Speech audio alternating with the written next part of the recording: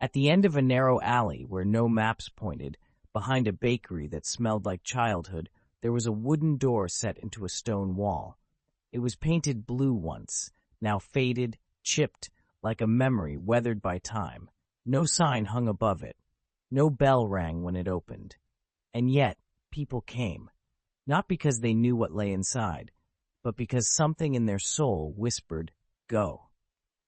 Those who came were never looking for it. A man, carrying grief like bricks in his chest, wandered there after missing his train. A girl, running from the echo of someone else's voice in her head, ducked in to escape the rain. A woman, years into loneliness, turned down the alley because her feet forgot the way home.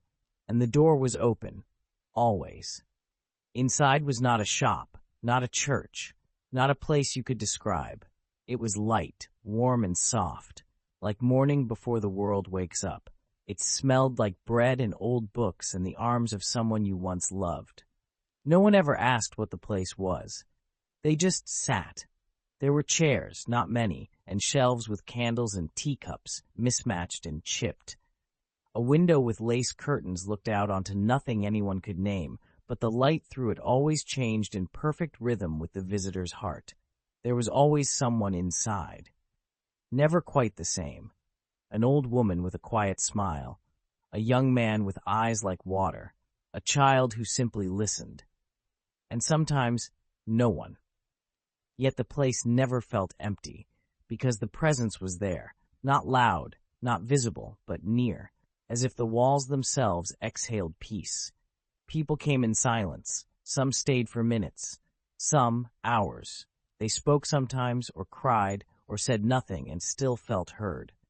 One man, after years of hating himself for choices he couldn't unmake, whispered, "I'm tired of carrying this."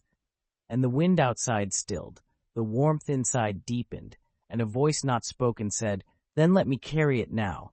He wept, not because he was sad, but because he was seen. Another visitor, a teenage boy whose father never looked him in the eye, stared at the light and said, "I don't think anyone's proud of me." The silence replied, "I am." And it was enough. Time behaved differently there. The world outside ticked forward, but inside the door minutes stretched like eternity and collapsed like breath. No clocks, no pressure, only now. Eventually, everyone left, but never the same. They walked back through the door into the same streets, same lives, but lighter. Not fixed, not perfect, but different. Like a wound no longer bleeding, like hope finding its first spark again. Some returned, some didn't, but none ever forgot. Over time, the door became a story, a myth passed between aching hearts. They said it wasn't always in the same alley, that sometimes it appeared behind libraries or beside laundromats or at the edge of hospital parking lots. That it found you when you needed it, not when you were ready, but when you were breaking. The door never closed, not for the addicted, not for the angry, not for the lost.